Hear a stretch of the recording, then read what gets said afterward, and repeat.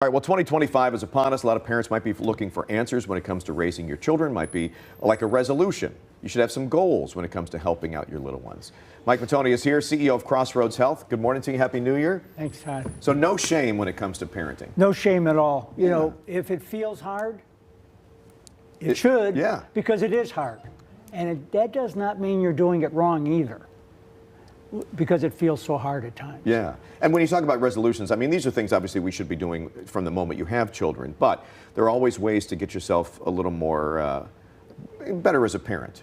Right. Kind of help out your kids. I think one of the things that we see at Crossroads Health quite a bit is parents are overwhelmed right now. A lot of demands, work, some are single parents, and it's better to try to be more proactive. What triggers you as a parent to be a good parent, and what triggers you to lose your ever-living, loving mind?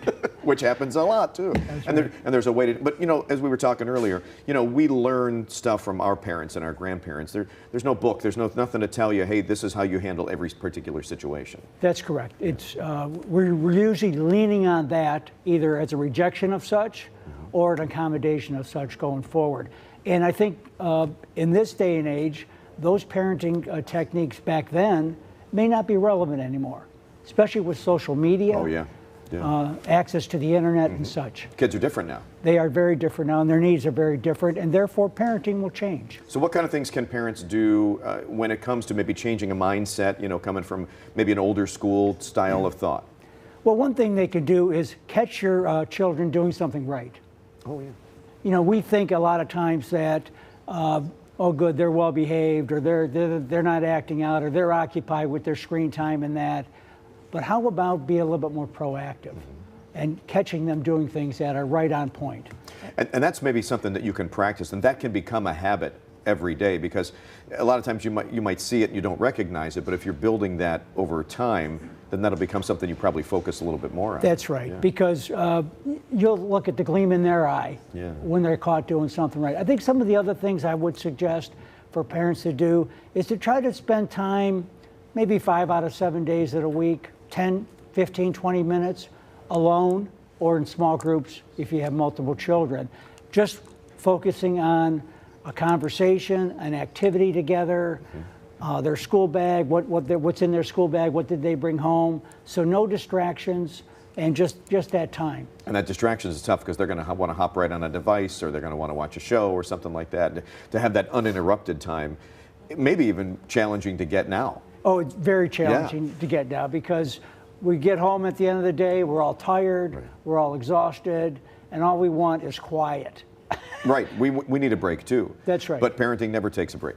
Never takes a break, as you know. Yep. I mean, we both have young adults in our lives that we still feel we have some parental responsibilities for. We try. That's right. They don't listen a lot of times, but we try.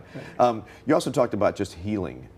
Yeah, I think there's a misnomer right now in parenting that repairing a parenting with a child, no matter what their age, is also important. To admit when we're wrong, specifically, or we overreacted in a situation.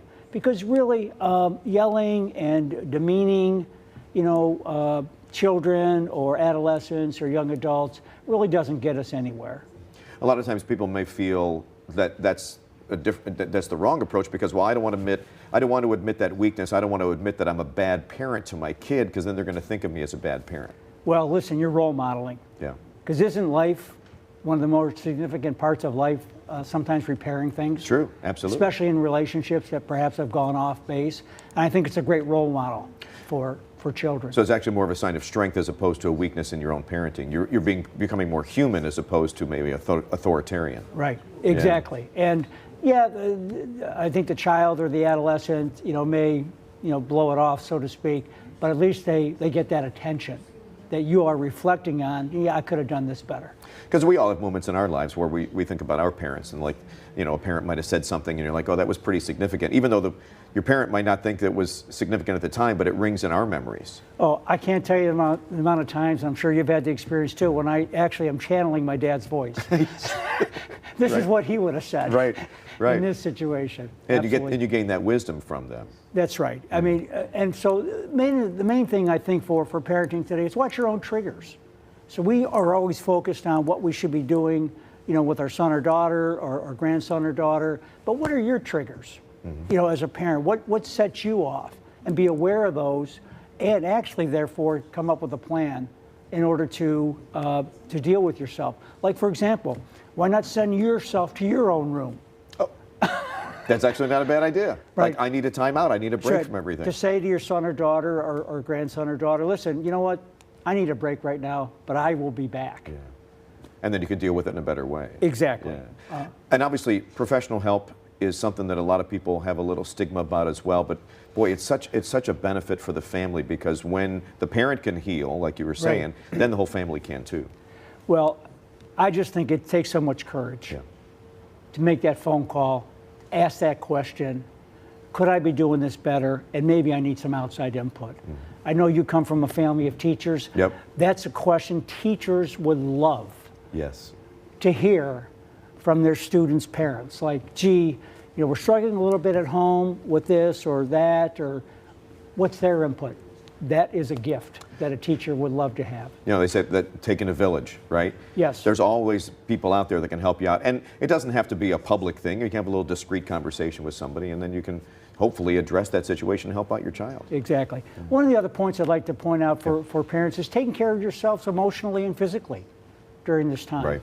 Because if you're not getting your emotional or physical needs or spiritual needs met, that's gonna wear and tear on your family life.